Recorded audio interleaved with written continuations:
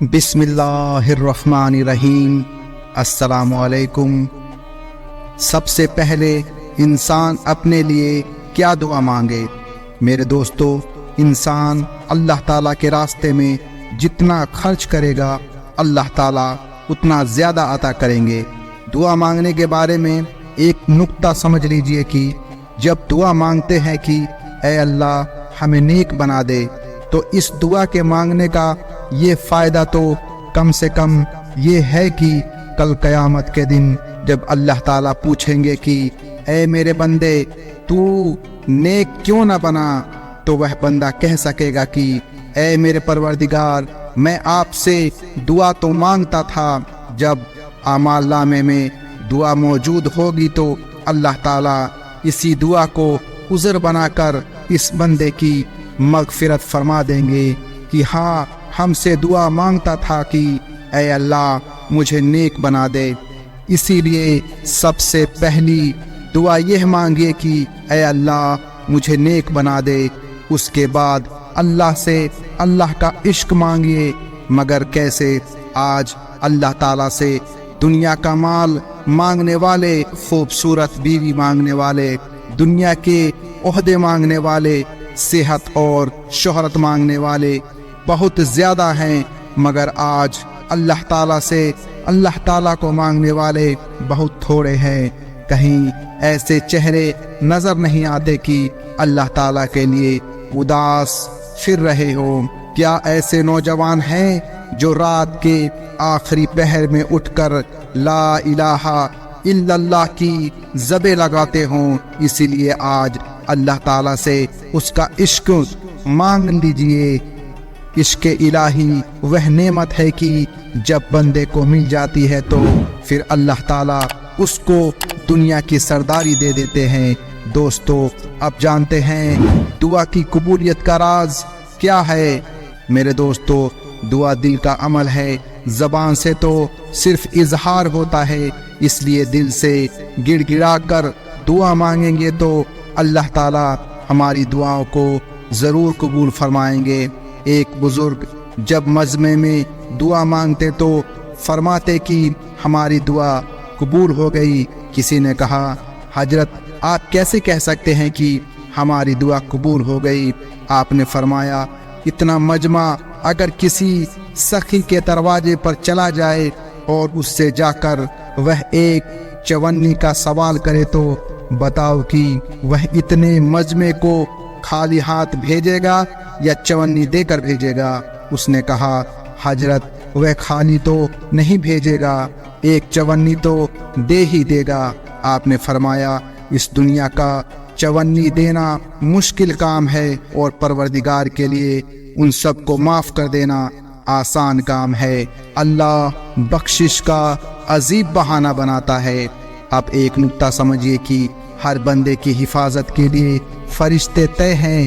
ارشاد باری تعالیٰ ہے، اعمال نامہ لکھنے والے محافظ فرشتے مقرر ہے، یہاں عدلتے بدلتے رہتے ہیں۔ مگر ایک بزرگ نے بڑی عجیب بات لکھی ہے کہ جب اللہ تعالیٰ کسی بندے سے خیر کا ارادہ کر لیتے ہیں تو اس کے گناہ لکھنے والے فرشتے تو نہیں بدلتے، مگر نیکیاں لکھنے والے فرشتے کو بدلتے رہتے ہیں۔ گویا گناہ لکھنے والا فرشتہ وہی رہا اور نیکیاں لکھنے والے فرشتے بدلتے رہے۔ جب قیامت کے دن اعمال نامہ کھلے گا تو گواہیاں دینے والے فرشتے دو طرح کے ہوں گے۔ گناہوں کی گواہی دینے والا فرشتہ ایک ہوگا اور نیکیوں کی گواہی دینے والے فرشتے کی ایک جماعت ہوگی۔ اللہ تعالیٰ اس بات کو بہانہ بنا لیں گے کہ میں ایک کی بات مانوں یا جماعت کی بات مانوں، لہٰذا جماعت کی بات قبول کر کے اللہ تعالیٰ اپنے بندوں کی مغفرت فرما دیں گے۔ اللہ تعالیٰ نے اپنے بارے میں یہ نہیں فرمایا کہ میں قیامت کے دن ایک منصف ہوں، بلکہ فرمایا میں روز جزا کا مالک ہوں۔ اس میں حکمت یہ ہے کہ منصف خود بھی اصول کا پابند ہوتا ہے، کسی کی حمایت کرنا اس کے لیے منع ہوتا ہے، لیکن جب کوئی मालिक बन गया तो अब उसके पास इख्तियार है कि वह जब चाहे जिसको चाहे बख्श दे, वह गुनाहों को नेकियों में बदल दे तो परवरदिगार इसका भी हक रखता है, और वह किसी की नेकियों को ठुकरा देने का हक रखता है, क्योंकि वह क़यामत के दिन का मालिक है। जब हमारा मामला अल्लाह से है तो क्यों ना हम आज ही उस मालिक को मना ले ताकि वह हमारे गुनाह पर कलम फेर दे और हमारे गुनाहों को नेकियों से बदल दे। दोस्तों, दुआ करते वक्त हमारी हालत क्या होनी चाहिए? अल्लाह फरमाता है, ए इंसान, तू परवरदिगार से खुद परवरदिगार के ताल्लुक का सवाल करता है और तेरी कैफियत के अंदर कोई फ़र्क नहीं आता। भला तेरा यह सवाल कैसे पूरा किया जाएगा? रुपया मांगने वाला तो यूं आजिज़ बनकर मांगे, जबकि हम दुआ मांगते हुए कुछ और सोच रहे होते हैं। दोस्तों, हम तो सिर्फ दुआ पढ़ रहे होते हैं। एक होता है दुआ करना और एक होता है दुआ पढ़ना, दोनों में बड़ा फ़र्क है।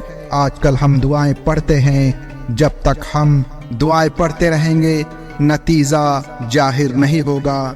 जब दुआएं करना शुरू करेंगे तब उनके नतीजे भी सामने आना शुरू हो जाएंगे।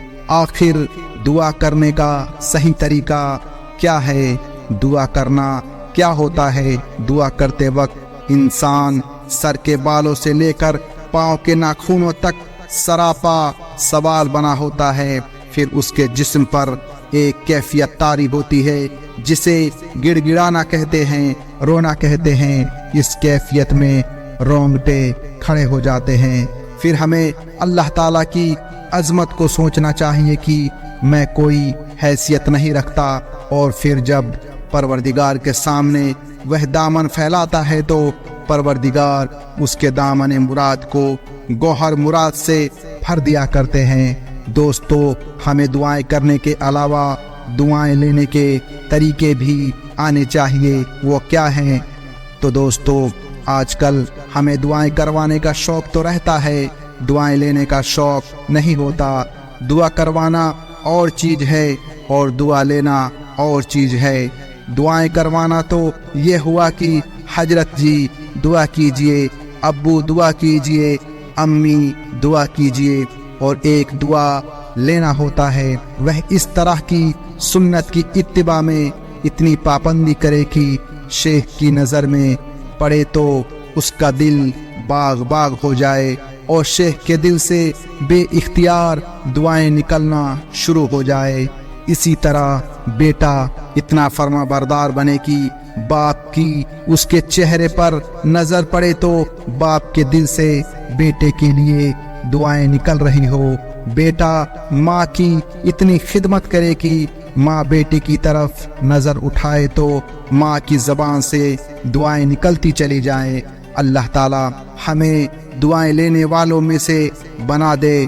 काम तभी बनता है जब इंसान किसी की दुआएं लेता है, मगर आजकल नौजवान माँ की कोई हैसियत नहीं समझते। माँ को तो समझते हैं कि बस अल्लाह मियाँ की गाय है जो घर में पल रही है। कहते हैं कि यह तो मुफ्त की खादिमा मिली हुई है, मैं राज़ी हूँ या नाराज़, इसने तो मेरी खिदमत करनी है, यह मेरी मोहब्बत की मारी हुई है, मैं जो मर्जी कहूँगा उसने तो सुनना ही है। और बाप के बारे में यह हाल होता है कि ज़रा 18-20 साल की उम्र हुई तो बाप से यूँ नफ़रत करता है जैसे कोई बाप से नफ़रत किया करता है। उससे पूछा जाए कि तुम्हारे हाथ में कोई लाठी दे दी जाए तो सबसे पहले किसके सर पर मारोगे, तो कहेगा कि बाप के सर पर। नौजवानों, जब तुम्हारा ये हाल है तो फिर बताओ कि कैसे कामयाबी पाओगे। माँ बाप को अल्लाह ताला ने क्या मुकाम अता फरमाया है, सुबहान अल्लाह। कोई आदमी अगर अपने घर से यह नियत लेकर चले कि मैं माँ बाप से जाकर मिलूँगा, तो हर कदम उठाने पर अल्लाह ताला उसको एक नेकी अता फरमाते हैं, एक गुनाह माफ़ करते हैं और जन्नत में उसका एक दर्जा बुलंद फरमा देते हैं। माँ या बाप के चेहरे पर मोहब्बत और अकीदत की एक नज़र डालने पर इस आदमी को एक हज या एक उम्रे का सवाब अता कर दिया जाता है। सहाबा किराम ने पूछा, ए अल्लाह के नबी, जो बार बार देखे? नबी करीम सल्लल्लाहु अलैहि वसल्लम ने फरमाया, जितनी बार देखेगा उतनी बार हज या उम्रे का सवाब उसके अमाल नामे में लिख दिया जाएगा। माँ बाप की दुआओं का मुकाम, माँ बाप की दुआओं को क्या समझते हो? याद रखना कि यह माँ ही है कि जब कभी हाथ उठा दिया करती है तो उसकी दुआ सीधी अर्श पर जाया करती है। आसमान के दरवाजे खुलते चले जाते हैं अल्लाह ताला, और उस दुआ के बीच कोई पर्दा नहीं रहता और दुआ को परवरदिगार के हुजूर पहुंचा दिया जाता है। एक बुजुर्ग की माँ फौत हो गई। अल्लाह ताला ने इल्हाम फरमाया, ऐ मेरे प्यारे, जिसकी दुआ तेरी हिफाजत किया करती थी वह हस्ती इस दुनिया से उठ गई है, अब जरा संभल कर कदम उठाना। ना दुआएं ली पीर उस्ताद की और ना दुआएं ली माँ बाप की, और तमन्ना क्या है कि अल्लाह मिल जाए। दोस्तों, अल्लाह ऐसे नहीं मिलता। उसे राजी करने से पहले अपने माँ बाप को राजी करें, फिर अल्लाह से दुआ करें। अल्लाह अमल की तौफीक अता फरमाए, आमीन। प्यारे दोस्तों, आज के लिए बस इतना ही।